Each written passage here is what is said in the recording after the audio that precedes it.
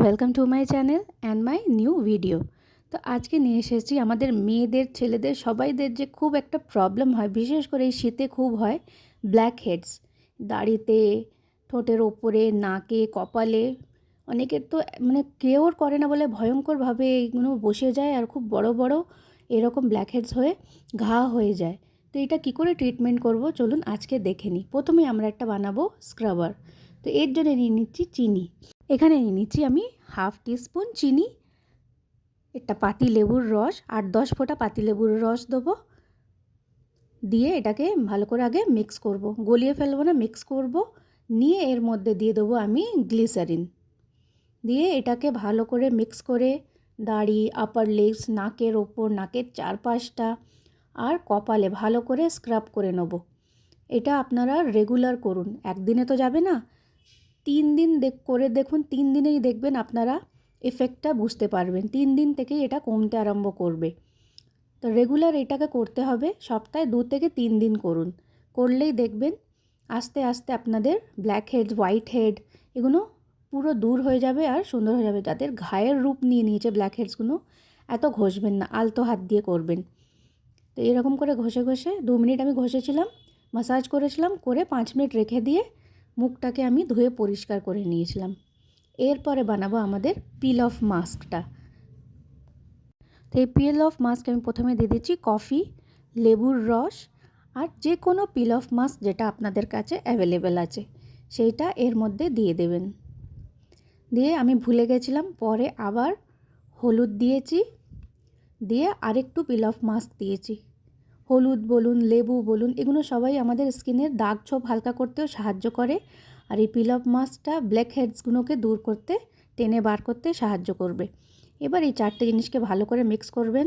হলুদ, কফি, লেবুর রস আর এই পিল অফ মাস্ক যেন ভালো করে মিক্স হয়ে যায়, কোনো এখানে ওই ডালা ডালা ভাব না থাকে। মিক্স করে নিয়ে যেখানগুলো ব্ল্যাক হেডস হয়েছে ওখানগুলো ভালো করে এটাকে অ্যাপ্লাই করে নেবেন। এটাকে যতক্ষণ না এটা পুরোপুরি ড্রাই হয়ে যাচ্ছে ততক্ষণ লাগিয়ে রাখবেন।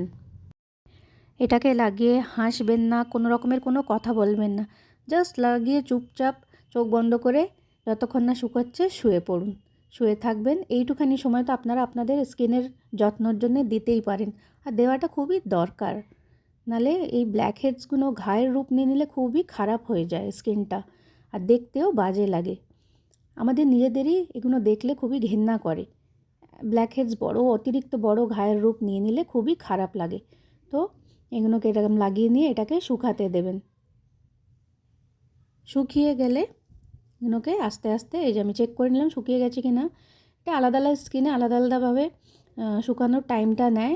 আমারও কোনো জায়গায় ভালোভাবে শুকিয়ে গেছিলো, কোনো জায়গায় শুকায়নি। তো যেখানগুলো শুকাবার জন্য আমি বসেছিলাম, এবার কিছু কিছু জায়গায় তাড়াতাড়ি শুকিয়ে গেছে আর বেশি শুকিয়ে গেছে। ওই জন্য ওই জায়গাগুলো টেনে তুলতে একটু আমাকে বেশি প্রেশার দিতে হচ্ছিলো। আর যতটা পারবেন ওপরের দিকে টেনে তোলার চেষ্টা করবেন, নাহলে যেটা আপনাদের মানে ইজিলি লাগে সেইভাবেই তুলুন। তুলে নিয়ে মুখটাকে ভালো করে পরিষ্কার করুন। এই পিল অফ মাস্কের সঙ্গে ব্ল্যাক হেডসগুলো ইজিলি বেরিয়ে আসে, যেহেতু আগে স্ক্রাবও করেছি স্কিনটাকে, স্কিনের ব্ল্যাক হেডসগুলোকে এটা ঢিলে করে দিয়েছিল। দিয়ে মাস্কটা লাগার পর এই মাস্কটা ব্ল্যাক হেডসগুলোকে টেনে টেনে বার করে দেয়। এরপরে আমরা এরকম করে টেনে তুলে পরিষ্কার করে দেবো। যেখানটা উঠছে না কোনো চিন্তার ব্যাপার নেই, জল দিয়ে ধুয়ে, মাসাজ করে করে জল দিয়ে ধুয়ে তুলে দেবেন।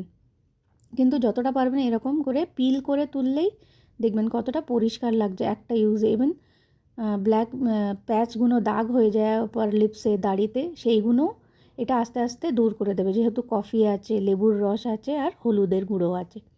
এরকম করে তুলে পরিষ্কার করে নেবেন, নিয়ে মুখটাকে ভালো করে ধুয়ে নেবেন, নিয়ে মুছে নেবেন। এইবারে করতে হবে আমাদের ময়শ্চারাইজার। দেখুন কতটা পরিষ্কার লাগছে একটা ইউজেই। এইবারে ময়শ্চারাইজ করার জন্যে আজকে আমার কাছে অ্যাভেলেবেল ছিল ময়শ্চারাইজার ভ্যাসলিনের, আমি সেইটাই লাগিয়ে দিয়েছি। আপনাদের কাছে যে ময়শ্চারাইজার আছে, কিছু না থাকলে নারকেল তেল লাগিয়ে নিন, বা গ্লিসারিনের 2-4 ফোঁটা গোলাপ জল মিশিয়ে লাগিয়ে নেবেন, তাহলেই হবে। ভিডিওটা ভালো লাগলে একটা লাইক, কমেন্ট, শেয়ার করবেন আর সাবস্ক্রাইব করে আমার চ্যানেলটাকে সাপোর্ট করুন। আপনাদের কোনো প্রবলেম থাকলে আমাকে জানান কমেন্ট করে, আমি আপনাদের প্রবলেমের সলিউশন বার করার চেষ্টা করব।